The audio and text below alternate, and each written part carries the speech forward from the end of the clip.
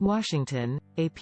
The Biden administration on Friday recommended an overhaul of the nation's oil and gas leasing program to focus on areas that are most suitable for energy development and raise costs for energy companies to drill on public lands and water. The long-awaited report by the Interior Department stops short of recommending an end to oil and gas leasing on public lands, as many environmental groups have urged.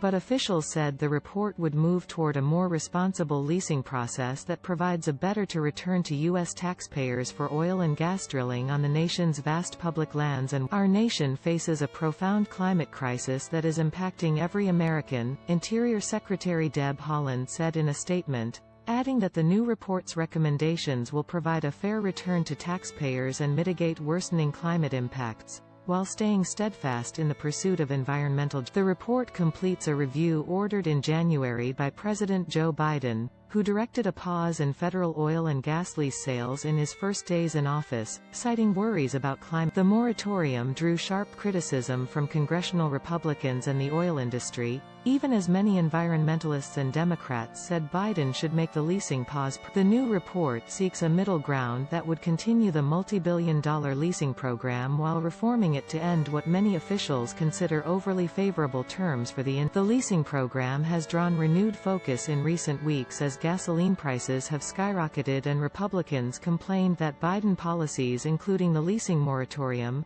rejection of the Keystone XL oil pipeline and a ban on oil leasing in Alaska's Arctic National Wildlife Refuge contribute. Biden on Tuesday ordered a record 50 million barrels of oil released from America's strategic reserve, aiming to bring down gas prices amid concerns about inflation.